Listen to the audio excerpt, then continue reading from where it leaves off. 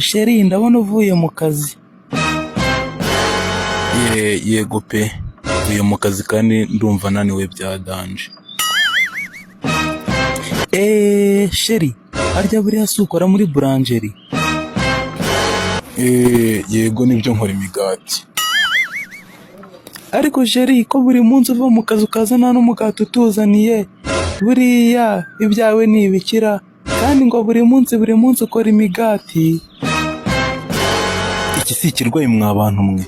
Niko mada, ndakubaza ibibazo bitatu. Ese kuri umudogiteri hano hepfo ku bitaro ukora muri moruge ko nta munsi n'umwe ndabona unzaniye umurambo hano ngo nkurebe iwanyu? Ikibazo cya kabiri, ko musaza wawe akora ku kibuga cy'indege ko nta na rimwe aracyura indege ngo nyibone hano iwanjye? Ikibazo cya gatatu, ese ko papa wawe ari umupasiteri ko ataracyura Imana na rimwe ngo nze nyibone hano iwanjye? Gaston wincokoza. Nanjye rero reka nze duhimane ubwo ngubwo ibiryo bya nijoro ntabwo uri bubirye hano. Winsetsa rwose. N'ubundi ibiryo byawe ntabwo mbigusabye, mvuye kwa Claudine ndiye. Ariko Gaston sheri, usigaye ubona ukuntu iyi Kigali irimo abakobwa beza. Iki si ikirwaye mwa bantu mwe. Babuzwa n'iki kuba beza se kandi ababitwara barongoye barashize? Mwabanyeshuri kandi muzasibira.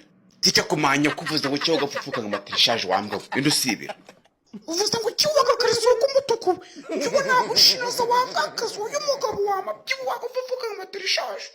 Mfata kubwa bicuco cy'umwarimu. Uyu mwaka namwe uzasibira. Uragera kwivuga. Turaza tukuvuna. Ubwo ariko nubona ko nsaze mu mashuri unanye nzasibira. Sha nubwo nitonde ngiye kugera nyikubite. Uyu mwaka nagusibira dushaka. Sheri ndabona uvuye mu kazi. Yego pe, uvuye mu kazi kandi ndumva naniwe bya danje. Sheri harya buriya si ukora muri burangeri?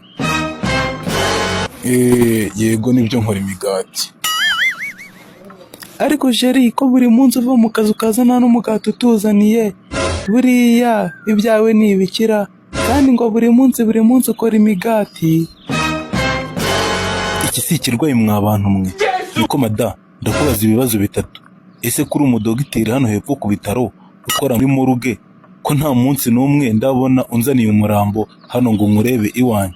Ikibazo cya kabiri, ko musaza wawe akora ku kibuga cy'indege ko nta na rimwe aracyura indege ngo